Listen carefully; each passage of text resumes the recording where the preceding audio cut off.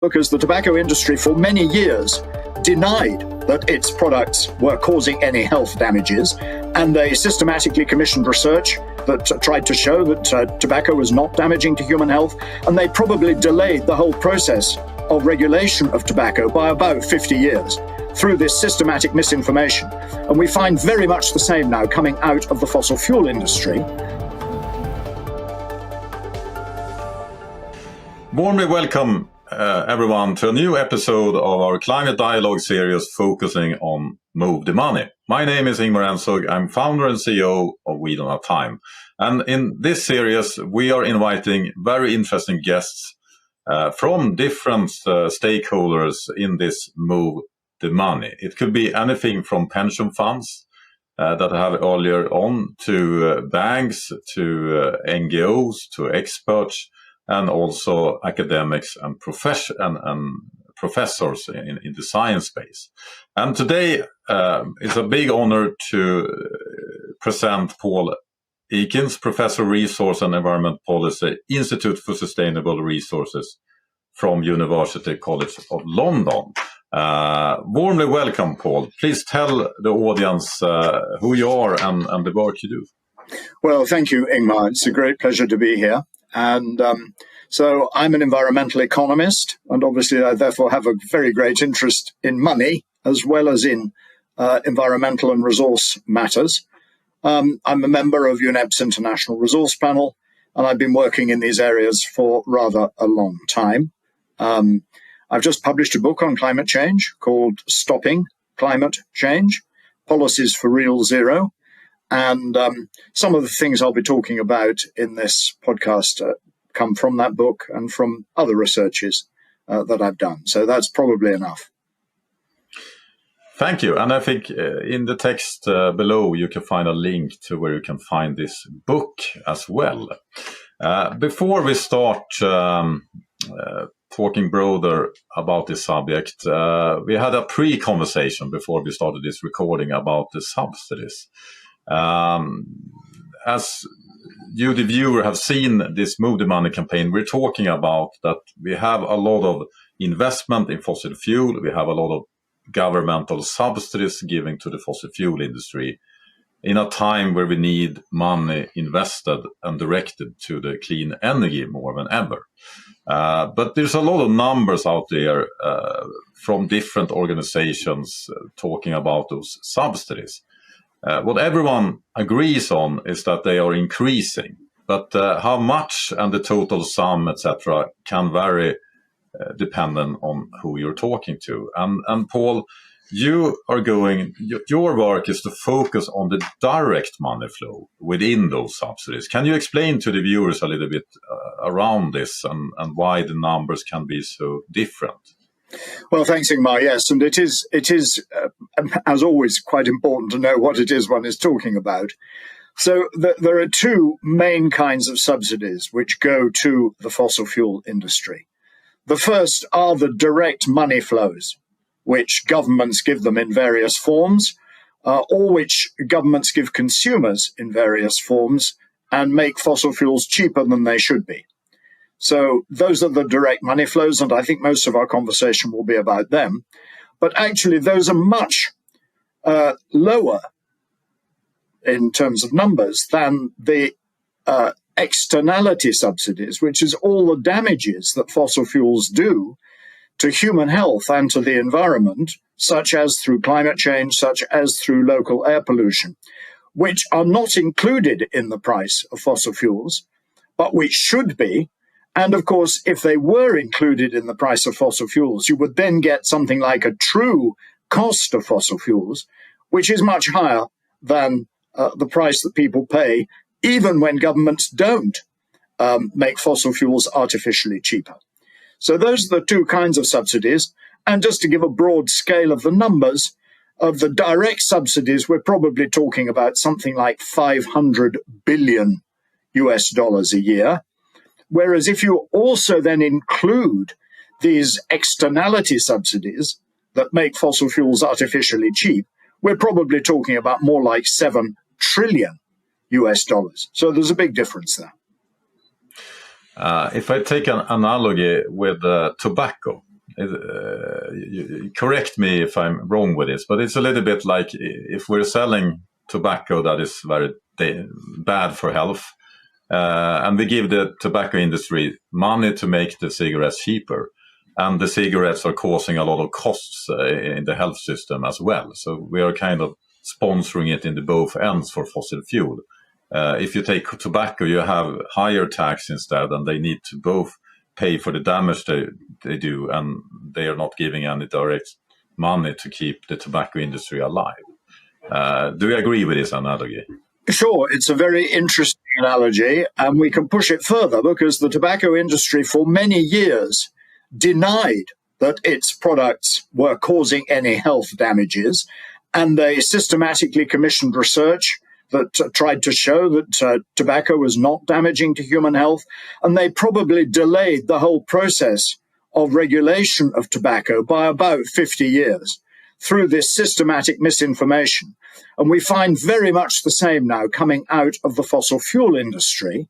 But as you say, in tobacco, we've had longer to do something about this, so that I don't think there's any government in the world that now subsidizes tobacco production directly, although many governments still do not charge the tobacco industry for the full costs of their product, given the enormous health impacts that smoking tobacco gives rise to. So the analogy is actually quite clear, and there's a very interesting book by a Harvard University professor called Merchants of Doubt, which actually shows the similarities between the way the tobacco industry systematically tried to claim that its products were not damaging, and compared that with the way that the fossil fuel industry has done that over recent decades. Yeah, it's a very good book. So we have a link to it here in the scrolling text below us. I could really recommend it. And what's also so scary about this is that one thing, we don't have time. We don't have 50 years to delay action. And another thing is that many of the consulting firms, the communication firms, and the PR and lobbying firms are the same that help tobacco are now helping oil. It's the same people doing the same kind of work, and we need to shine the light on it because that's the only thing that will help them not succeed, I would say. But it's not just only the oil industry that are deciding on the fossil fuel subsidies. It's very much the policymakers and the political system. And I mean, one reason is that if the living cost of energy going up, people are becoming very, worried. They vote for politicians that will help them with their daily life, etc., etc. And now when we have seen increased oil price because of the wars, etc., we have seen an increase of the fossil fuel subsidies. How can we stop this development? Because it's not sustainable. I mean, we can't afford it in the end either. So what do you see? Why is it not moving faster, and how can we turn things around? Well, it's a very good question, and a large part of my academic life has been devoted to trying to understand questions like that, because, as you say, it's both economically undesirable to subsidize something like fossil fuels. It's undesirable from a wider context because you're actually encouraging people to cause these big environmental problems, which we then have to spend a lot of money to adapt to and try to resolve. But the fact of the matter is that politicians find it very difficult once they've introduced these direct fossil fuel subsidies, find it very difficult to get rid of them. And one of the reasons that they often give for finding it difficult to get rid of them is that they say that they have to help poor people, relatively poor people, with their energy costs. And of course, in some respects, that's true.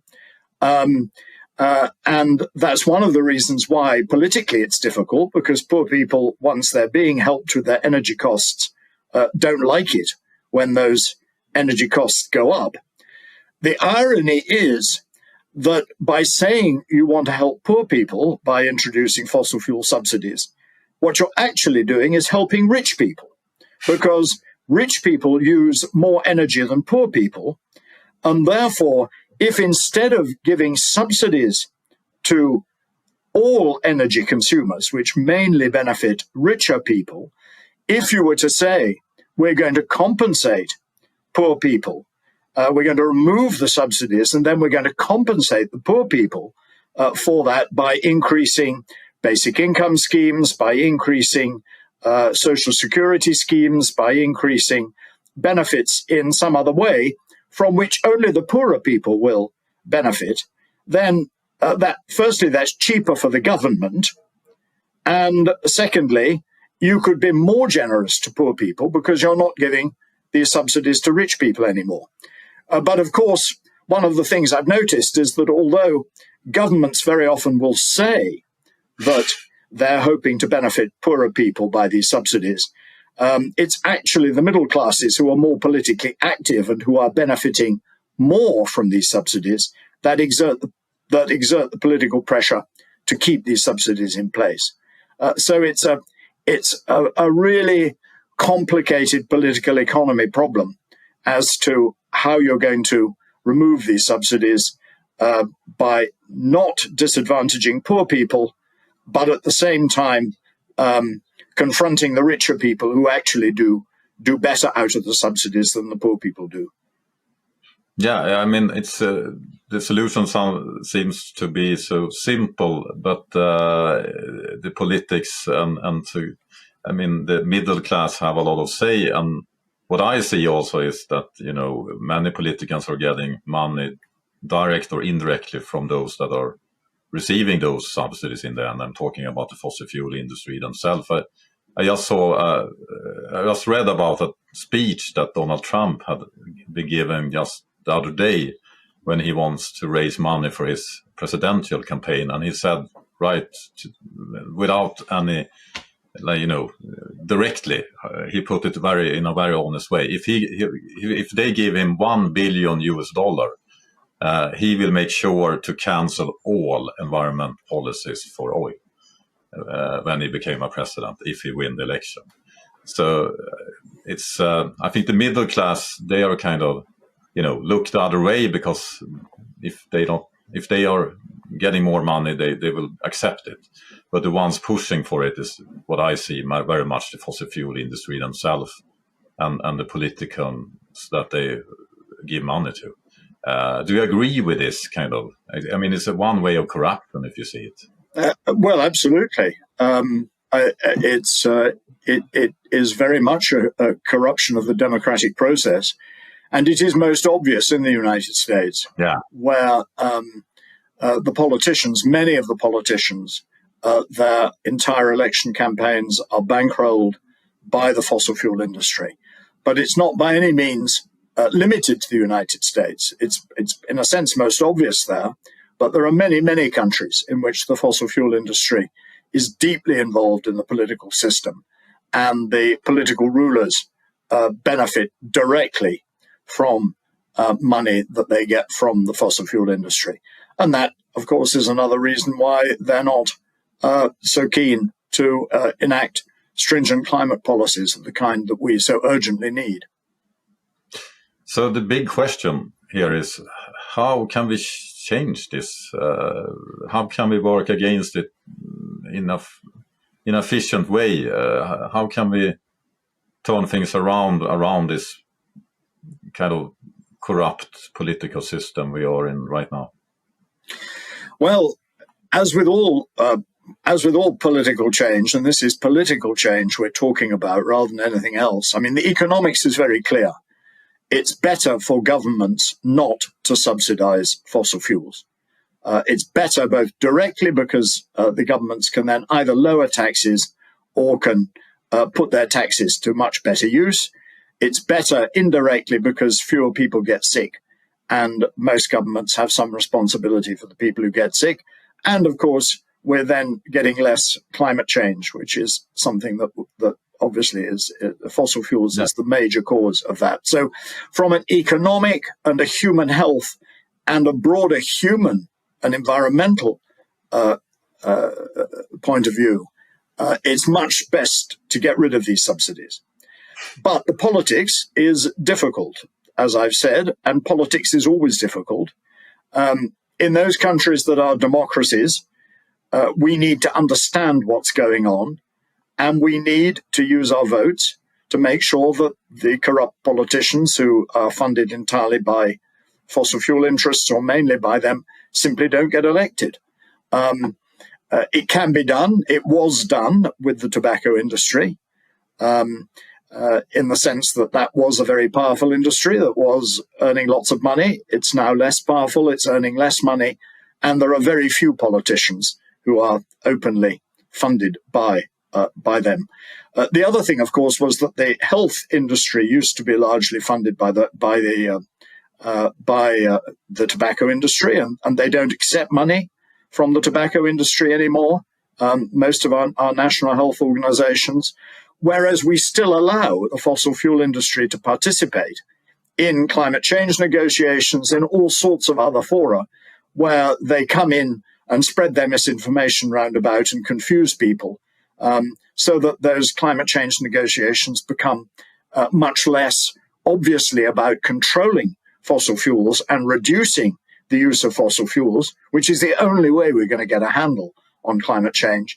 And we get all sorts of very complex and sophisticated issues such as carbon offsetting, and all that business gets introduced, and carbon capture and storage and all these other discussions, which confuse the ordinary citizen who has a life to live and doesn't want to live their entire life studying climate change, as I've been privileged to do. So yes, it's a political struggle, and NGOs are really important in shedding light on that, and it's therefore important for people who want to get this change to be involved with NGOs. It's important for them to lobby politicians themselves, so that the politicians recognize that actually their votes become more dependent on their ability to tackle the climate problem. There's nothing easy in politics, and it's hard work, but I think that's the only way we can make progress on this issue. One thing, I mean, my own background before I founded We Don't Time was I was working in the finance industry, and what I thought, I was so naive when I started with this and engaged in the climate, because I thought that if only enough number of people are realizing how acute and severe the problem are, they will change. And this was, before the global youth movement, and before it's not acceptable you were called an alarmist if you were saying how severe the climate crisis were 7 years ago, etc. Today, that's very much have changed. I mean, the public knows about it. The business community knows about it. It's not knowledge about the crisis that we lack. It's the will and the action. But you see, I mean, the political system right now is moving in the wrong direction. The climate crisis are playing out faster, and we're seeing a political wind in Europe and in the United States and almost everywhere, where we're probably going to see legislation backing down from climate commitments when we need them more than ever. And to just mention the subsidies, I mean, in Glasgow, our leaders agreed to start phasing them out, and they have just increased. And things are not moving in the right direction, although people's knowledge are moving in the right direction. So that's one of the reasons we in our time has started this Move the Money campaign, because what we see is that when we move the money away from the problem, get banks stop funding fossil fuel, pension funds funding fossil fuel, we get a lot of things. One thing we get is that we get more money into the solutions where we need them. So we strengthen all the solutions because they are giving more money. But we also get something else. We get less support for the fossil fuel, because if big institutions are leaving them, they will not defend them in the political system because they have no interest in them. And what we see here is that, I mean, if you live in a democracy, you maybe vote every 4th year or something like that. But every single day, regardless where you live in the world, you're spending money, and you have a choice on how to spend that money. So we believe that get the money flow moving will create a ripple effect. And that's maybe what we need. The only thing we can do if Donald Trump are getting reelected and if we get a very, a total different climate here in Europe and UK, etc., where politicians maybe are going to back down even further. Do you see what I see with the money as a solution? Can money itself be the power we need to change this? Well, of course, money is really important. So, yes, and we do need to shift the trillions. And one then has to ask oneself, well, how does one do that? And there are really a number of answers for that. I mean, one has to recognize, you as a finance professional yourself in the past, you will know that in order to invest in something, there has to be a return. Yes. And there has to be a maximum return. So that's what finance companies are looking for. And the markets in which they invest are not God-given. The markets are created by humans, and the market conditions are created by governments. And so what governments need to do is make profitable the investments that we need to see from a climate point of view. And it's in this respect that I'm perhaps a little less pessimistic than you, because actually we've seen an enormous amount of progress in the markets that we need to have. Published just this week was the fact that renewables now contribute 30% of global electricity, which is a huge increase on even a relatively few years ago. And in the UK, for example, it's now more than 50% comes from renewables, whereas 15 years ago it was 2 or 3%. And by the standards of the speed with which these changes normally occur, that's an enormous change. And these markets are now very well established, and politicians will find it very difficult to undo these markets, which to me is the importance of the IRA legislation in the United States, that renewables are becoming the cheapest and most convenient way to generate electricity because of the subsidies that IRA is giving them, and not just renewables, but electric vehicles as well. So that if, and we all hope this won't be the case, if Donald Trump is re-elected, he will find it very difficult to undo and work against these new market pressures which have been created by the Inflation Reduction Act in the US. So just as in the last time when he was elected and he said he was going to support the coal industry, because the markets were completely against that in the US, in the 4 years that he was president, he didn't manage to support the coal industry at all.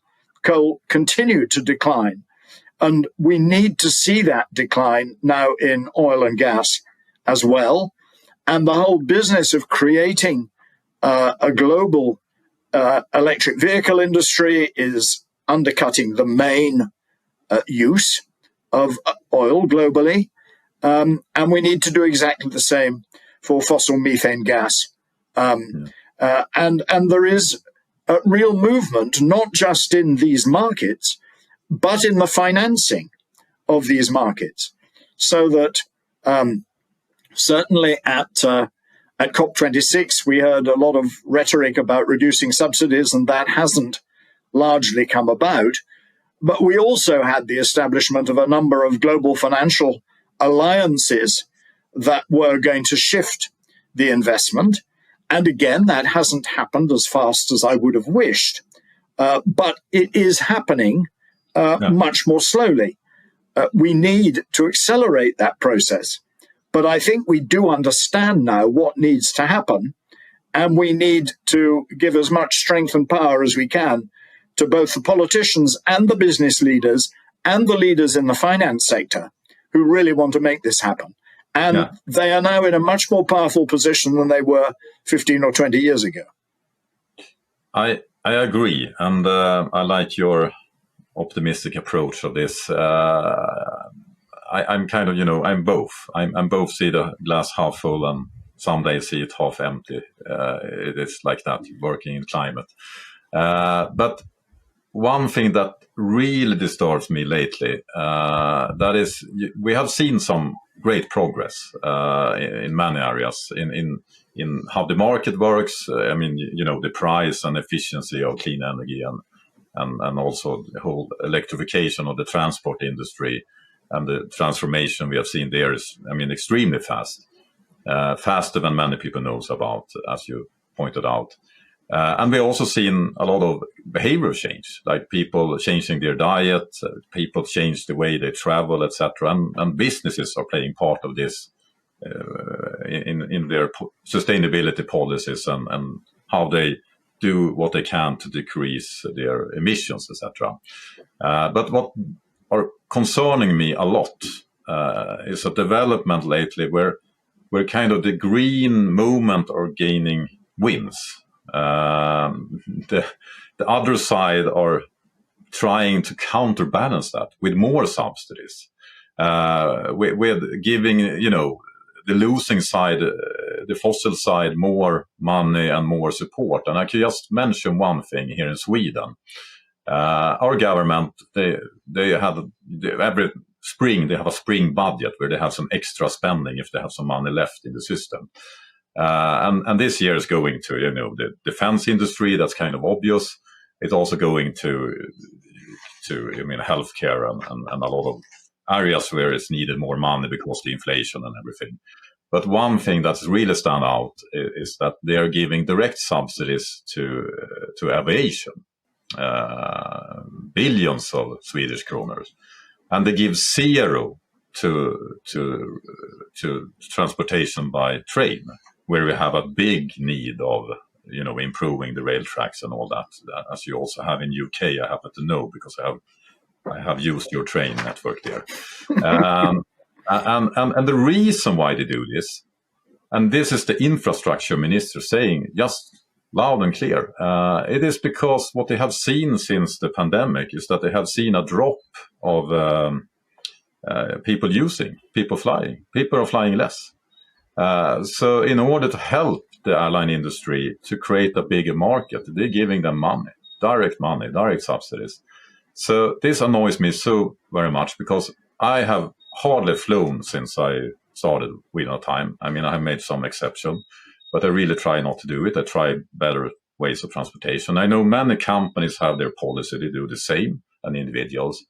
And it's pointless. If we are changing behavior and our governments are helping the industry we try to change by not buying their service because it's so high emission from, we're never going to see this change.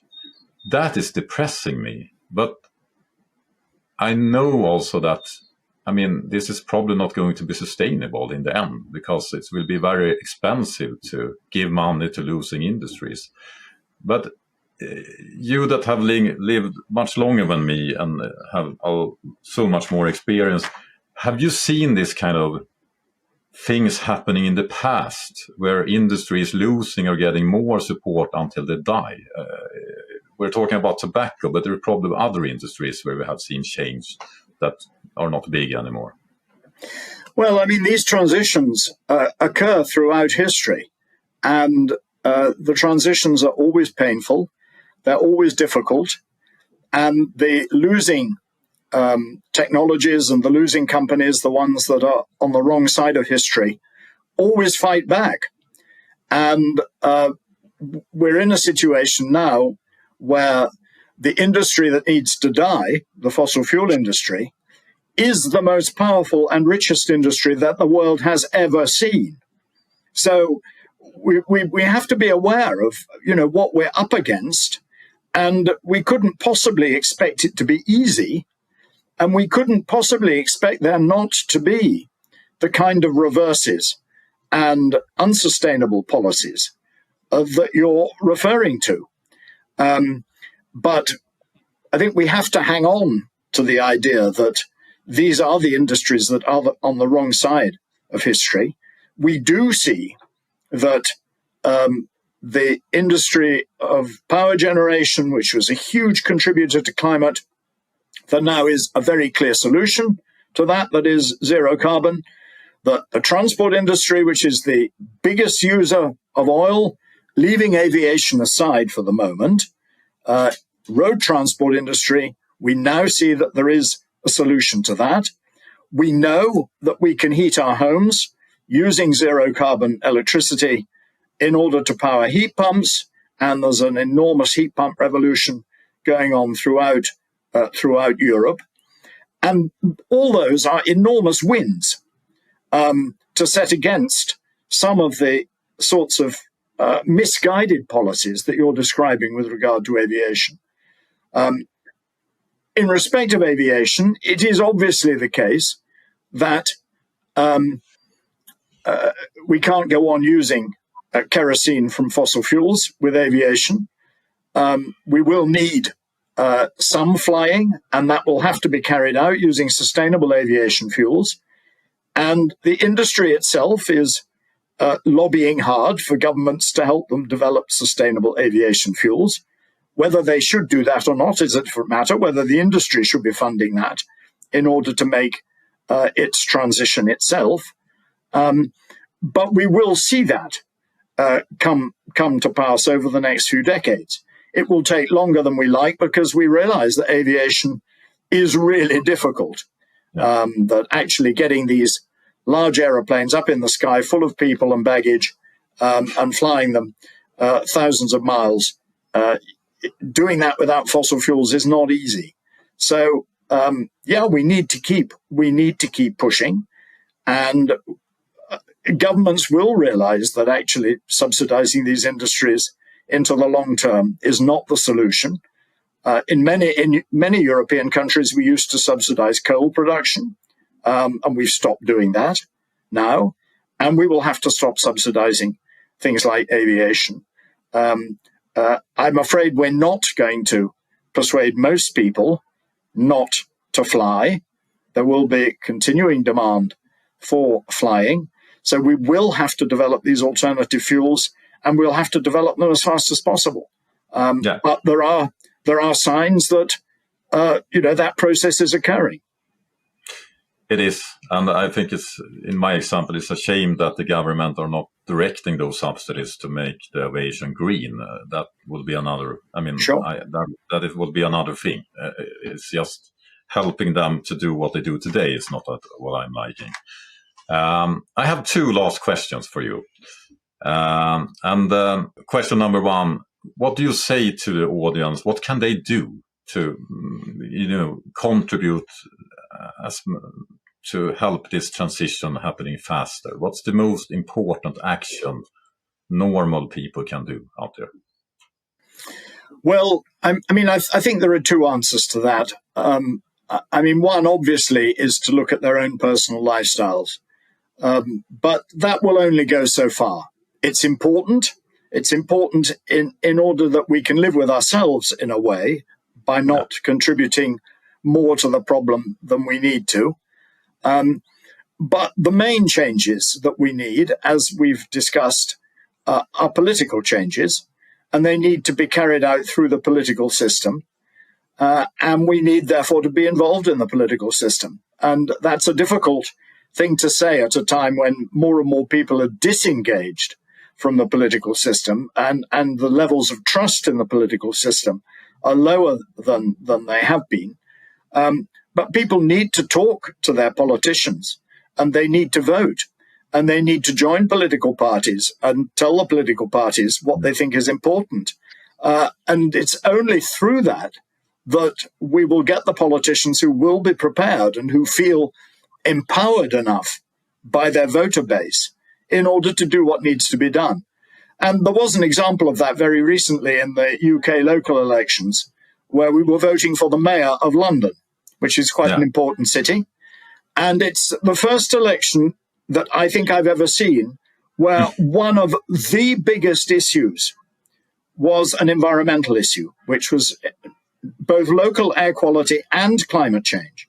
So the incumbent mayor, the Labour mayor, was saying these issues are really important. He's introduced an ultra-low emission zone, which was quite unpopular with many motorists. And his main opponent, the Conservative, said, absolute nonsense, we're going to rip up the ultra-low emission zone. I don't care about climate. We're not going to have climate policies at all. So there was a very clear dividing line between these two politicians. And the Labour mayor won, and won quite easily. And that will have sent a message right throughout the political system in the UK that you can't be against environmental measures and win an election. And we will find that both the main parties in the general election that is now coming up, both of them, the Labour Party, which is more environmental than the Conservatives, will highlight their environmental credentials more than they would have done, and the Conservative Party will be less anti the environment than it would otherwise have been. And that's the kind of political change we've got to see. So we need to do both, our personal lives, but also our political lives. So I have a very nice transition to my last question. Are you hopeful that we will be able to turn things around and start solving the climate crisis? Yeah, I mean, in a sense, we are already doing less damage to the climate than we were. I mean, you will know that the UK and most European countries have now cut their greenhouse gas emissions by about 50% since 1990. And that hasn't happened by itself.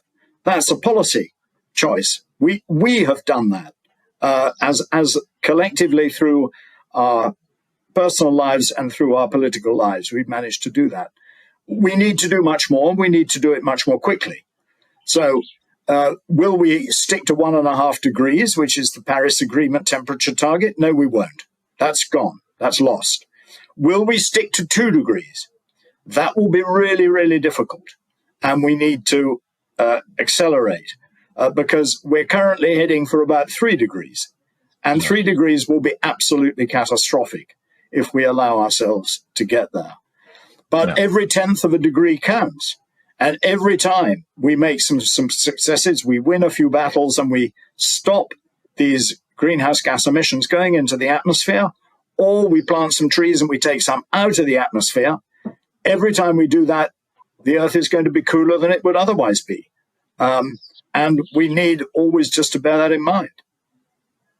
That's was a very good answer. And when I started Wheel on a Time, I think we were at 5 to 6 degrees, and now we are at 3, and that was 7 years ago. So we just need to, keep pushing and do it. We have gone from 6 to 3. Now we need to go from 3 to less than 2. But it will not happen by itself. It needs all of us and more of us, especially more of us, I would say. This was a really great conversation, and I really enjoyed it. And I'm looking forward to read your new book, Stopping Climate Change Policy for Real Zero. And we will put a link to that to everyone that are tuning in. And thank you so much, Paul, for your important work and your... I wish there were leaders of this world, not just in the academics, that have your knowledge. Well, it's been very nice talking to you, Ingmar. And good luck for the future. Same to you. Thank you so much. Bye.